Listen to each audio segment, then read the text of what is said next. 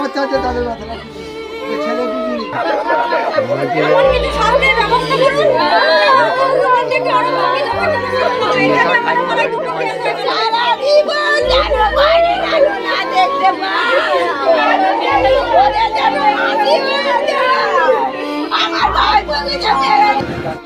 মানসিক ভারসাম্যহীন এক নবম শ্রেণীর স্কুল ছাত্রের মৃত্যু ঘিরে রহস্য।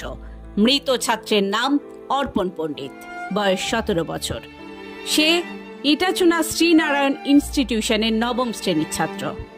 স্থানীয় সূত্রে জানা যায়, পান্ডুয়া ব্লকের খন্নান পণ্ডিত পাড়ার বাসিন্দা অর্পণ পণ্ডিত গতকাল সন্ধ্যায় তার 3 বন্ধুর সঙ্গে মগরা থানার অন্তর্গত হোয়েরা রথতলায় রথ দেখতে গিয়েছিল। রাত 10টা বেজে গেলেও সে বাড়ি না ফেরায় অর্পণের বাবা ধনঞ্জয় পণ্ডিত তাকে খুঁজতে বের হন। পরিবারের দাবি, বাড়ির অদূরেই অর্পণের সঙ্গে রথ দেখতে যাওয়া 3 বন্ধুকে দেখতে পান বাবা ধনঞ্জয় পণ্ডিত।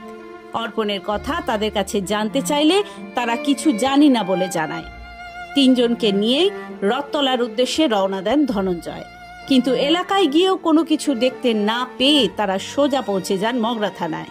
অন্যদিকে মগরা থানার পুলিশ বাবা ধনঞ্জয় পণ্ডিতকে একটি ছবি দেখিয়ে জানায়, হোয়েরার কাছে জিটি রোডের পাশে আহত অবস্থায় এক যুবককে উদ্ধার করেছে পুলিশ।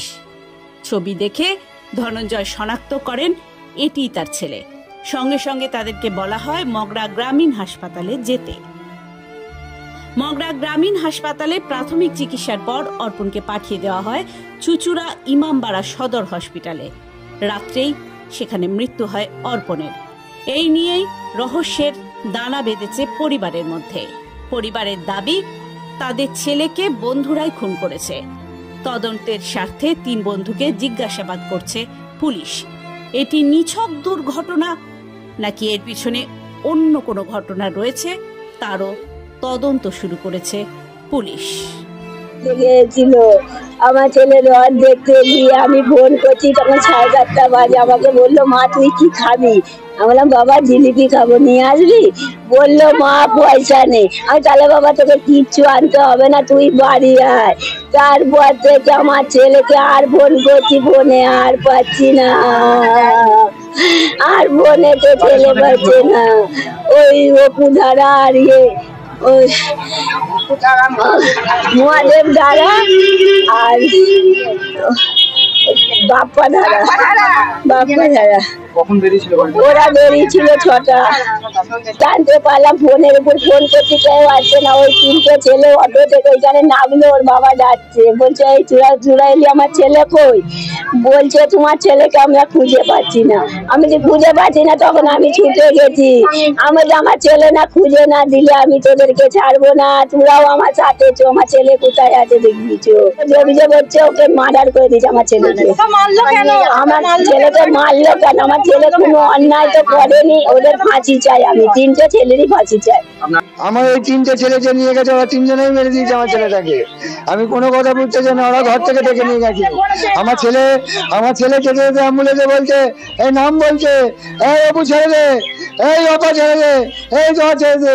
এই ভাষাটা কেন বলছে? ও গাড়িতে যেতে যেতে কেন বলছে? খুন করেছে আমার ছেলেকে, খুন করেছে,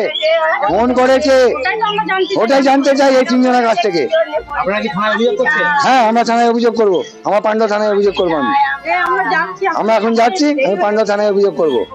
পান্ডুয়া থানায় কি ডিসিশন নেয় ওনারা তো বলবেন যে হ্যাঁ মার্ডারের আসামিকে কি করতে চান। তাহলে ওনার যাবজ্জীবন যাতে জেল হয় কিংবা ফাঁসি অর্ডার হয়, ওর ফাঁসি হয়। আমার পাড়ার জনগণ সবাই বলছে ওদের ফাঁসি চাই। মারা হয়েছে, এই সবগুলো দাগ আছে, এগুলো সব দাগ আছে। এখানে কোনো জিনিস দিয়ে মেরেছে ওরা, এখানে কোনো জিনিস দিয়ে মেরেছে। এই চোখটা কালো হয়ে গেছে, এই চোখটা কালো হয়ে গেছে, এই জায়গাটা ফাটিয়ে দেবে। গাড়ি নিয়ে যদি অ্যাক্সিডেন্ট করে ওর লাগবে বাঁ দিকে, লাগলো কেন ডান দিকে? 3 জনকে ওখানে ফাঁসি দিক, আমরা দাঁড়িয়ে দাঁড়িয়ে দেখবো। এইখানটাতে দিক ফাঁসি চাই। একটা 15 বছর ছেলেকে খুন করে দিল। এখানে এর আগে একটা মার্ডার হয়েছিল, আপনারা নিশ্চয়ই জানেন। এরকম প্রত্যেক এরকম হবে নাকি? আপনারা এমন কিছু ব্যবস্থা নিন যেন শাস্তি পায়, যেন শাস্তি পায়। 3 মাস জেল খেটে যদি আমাদের বাড়ির সামনে ঘুরতে আমরা দেখবো, বলুন তো? আমরা জানতে চাই আমার ভাইকে মারা হলো কেন, কেন মারলো? আজকে যদি এত মারতো আমরা ভাবলাম যে কিছু দোষ করেছে। ও একটা বাচ্চা ছেলে, কিচ্ছু জানে না, ওকে প্রতিবন্ধী, একটা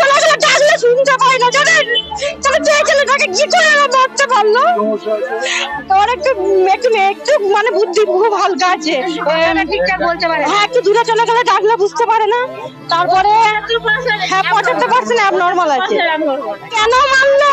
একটা প্রতিবন্ধী 15 বছরের ছেলে এখন স্কুলে যায়, ওটা কেন মানলো? সুমন চক্রবর্তীর রিপোর্ট, হুগলি টাইমস।